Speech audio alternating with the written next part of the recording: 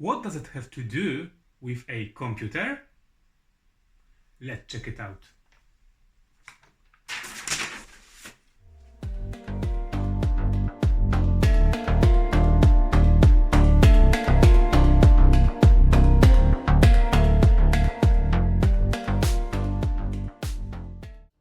Hello guys, welcome to my channel.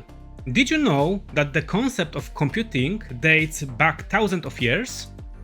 With early devices like the abacus invented in ancient Mesopotamia, serving as the first known tool for performing arithmetic operations. However, the journey to modern computers began in 19th century with Charles Babbage, often called as father of the computer.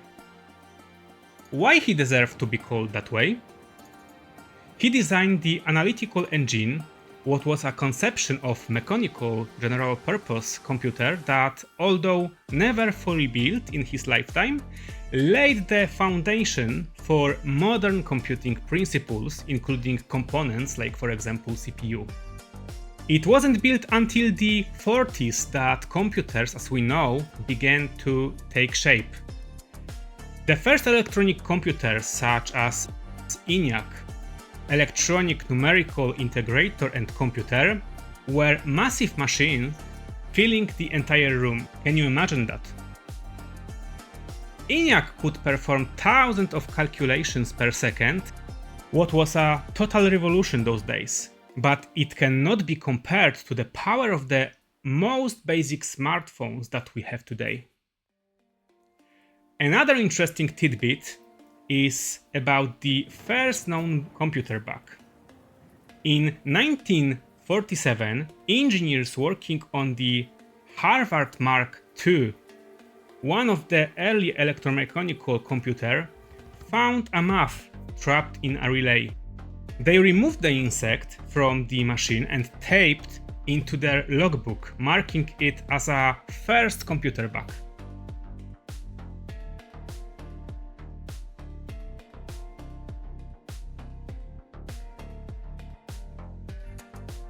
Today, computers are everywhere, from the ones we carry in our pockets to the supercomputers used in scientific research.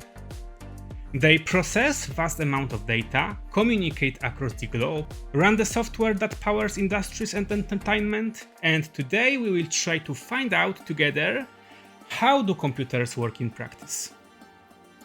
How is that possible that they are so powerful?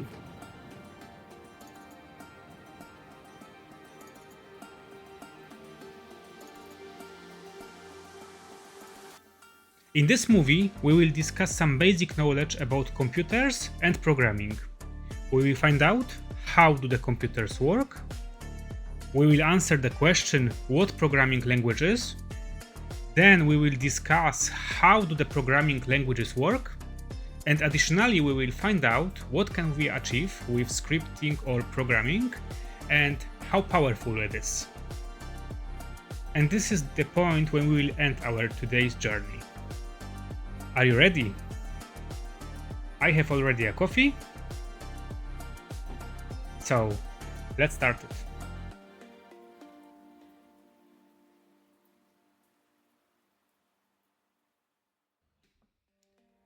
At the very beginning, let's discuss what is a computer. I know that it sounds like a trivial question, but it's essential to understand how can we use it efficiently and productively every day. So, to answer this question, let's start from a little story. This is Martha. Martha is working in the company as a manager. Her days are filled with meetings, planning sessions, and the constant juggling tasks. It's a Monday morning, and she is starting her working day. But this is not an ordinary day. Martha is ready to tackle her biggest challenge of the year, preparing a detailed report for the upcoming board meeting. It's so much work to do and I have only one day to complete it and present the data for a whole year. This dramatic, disturbing and stressful thought was born in Martha's mind. That sounds like a big problem, isn't it? Fortunately, this is not all doom and gloom. Martha takes a deep breath, turns on her computer and greets her trusty friend named Ben. Who's Ben, you might ask? Ben is just her computer.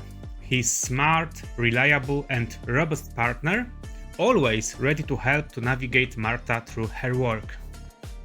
Before we will dive into this fascinating adventure, let's take a moment to understand how Ben helps Martha so efficiently. Inside Ben, there is a powerful engine called processor. Think about it as Ben's brain. When Martha asks Ben to do something, the processor gets to work, breaking down any task into small, tiny and manageable pieces that are processed one by one. Ben also has memory called random access memory. This is a short-term memory that is responsible for keeping information what should be done and how. Think about it like a list of tasks to do with all the information and description and how all of those tasks should be done. There is also a long-term memory where all the documents, files and data are kept. This is mainly a drive in the computer. There are mainly two types of drives that you can have in your personal computer or laptop.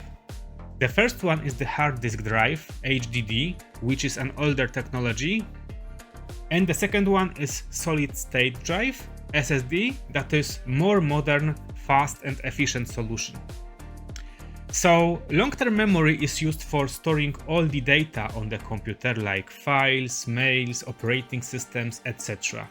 While short-term memory is responsible for keeping information what currently should be done with this data.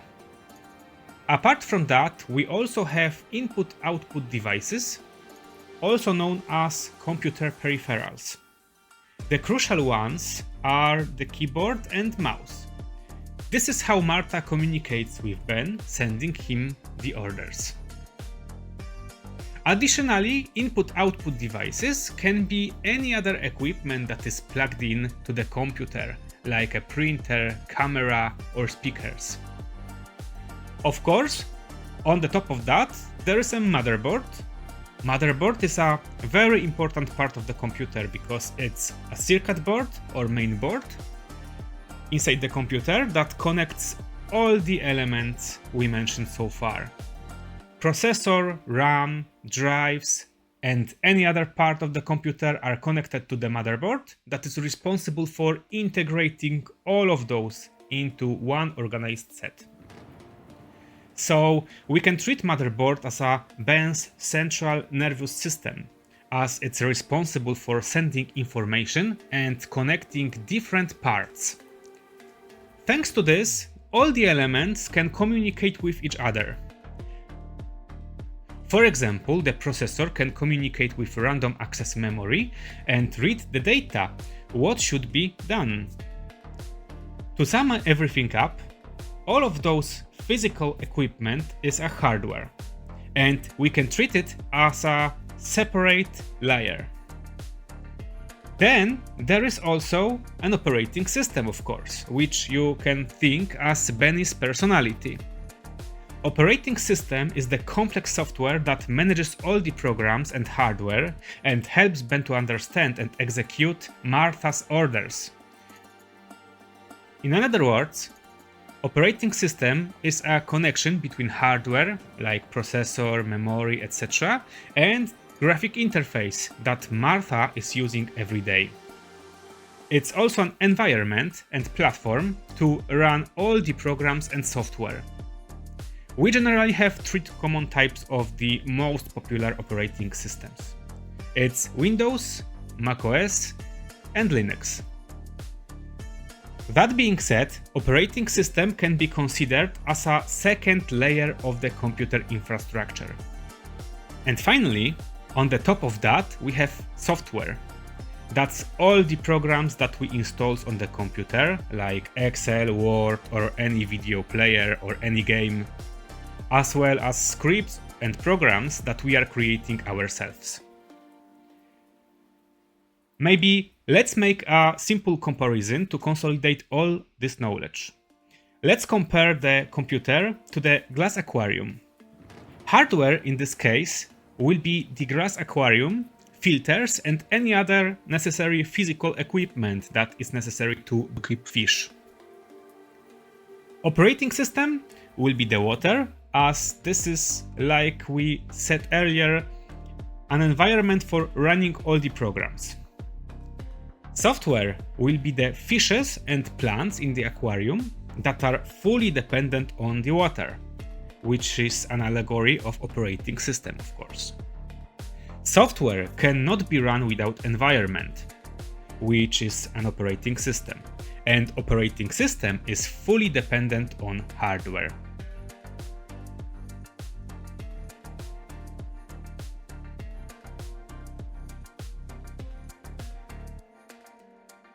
Now let's discuss about programming languages and answer the question, what is a programming language? To do this, let's dive a little deeper and look how the processor, which is Ben's brain, works. And here we are going to our crucial term, which is data. Data is everything in the computer. This is very important information. That's why we have a whole science area called IT, information technology. Because information technology is the study and practice of using computers and software to manage the data. Going back to our topic, all the orders, informations, files have to be translated to Ben's native language that is understandable for the processor, and that's the machine code. Machine code is a set of instructions that can be executed directly by the processor. Machine code is represented in a binary code. What is a binary code? This is an information written using only 2 digits, zeros and ones. And data in this format can be read and processed by the processor. But it would be very uncomfortable or maybe even impossible for Martha to communicate with her computer coding information in zeros and one number, isn't it? That's why we are using programming or scripting languages, to communicate with the computer. So let's answer the final question. What is a programming language? To answer this question, let's go back to our story. As you remember, Martha is working with her computer Ben to prepare necessary report. But Ben is not just about the raw computer power.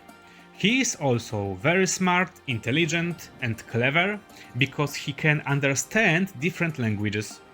Not human languages, of course, like French, English or Chinese, but programming languages, like for example C#, Python, JavaScript or PowerShell. And thanks to this, Ben understands what is expected from him to be done. So, programming languages are something like translators that help humans to communicate with the computer.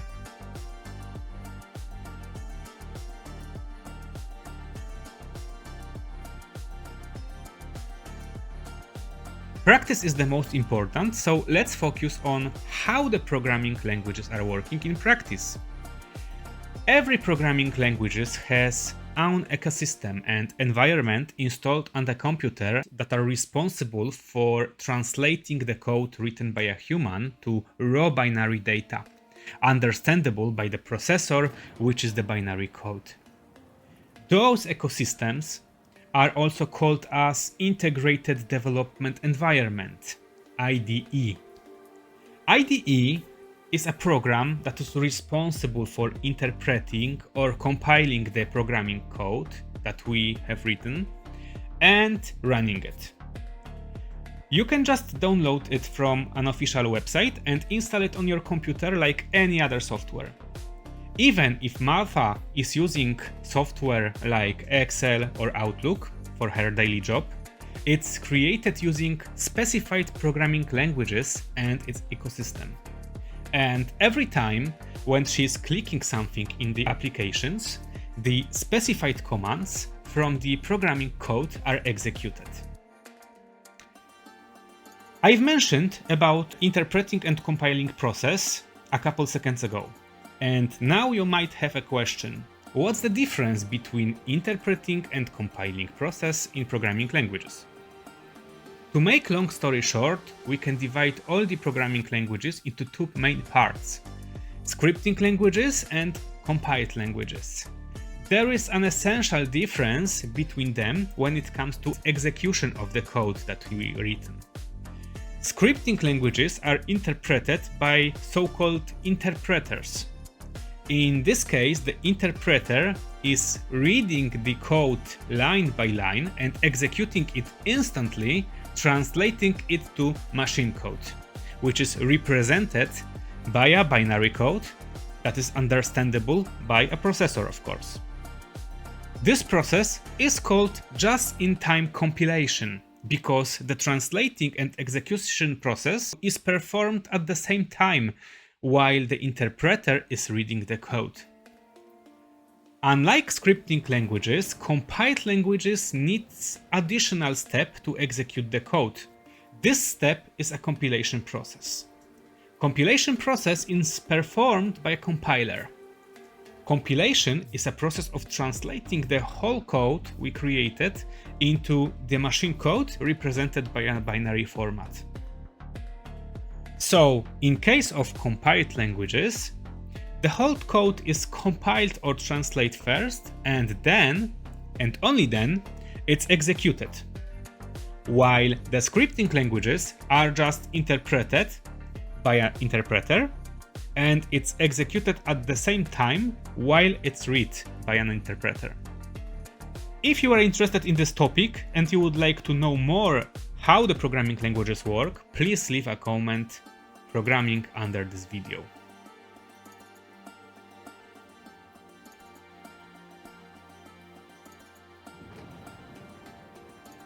Now let's talk about the possibilities that programming or scripting languages can give you.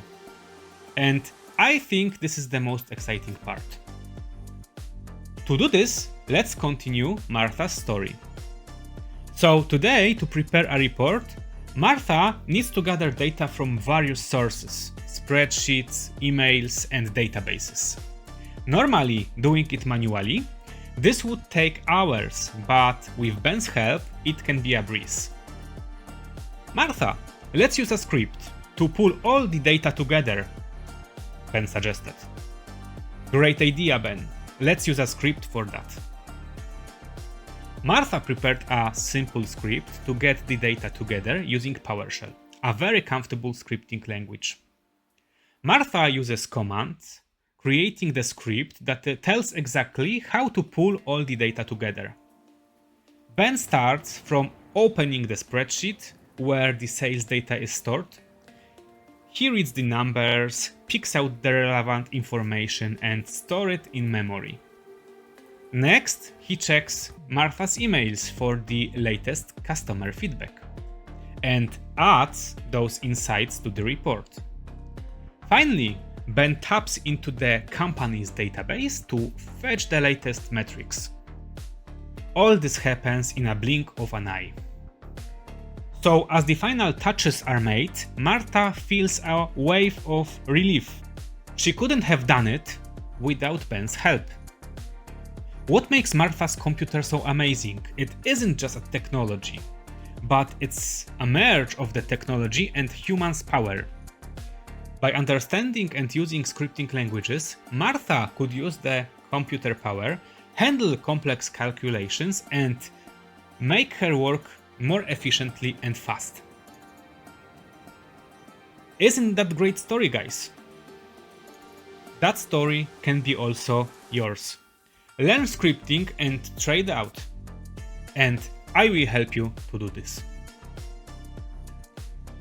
Okay, that's all for today. If you have any additional questions, please leave a comment under this video. If you like this video, please click like button and subscribe to my video channel. See ya!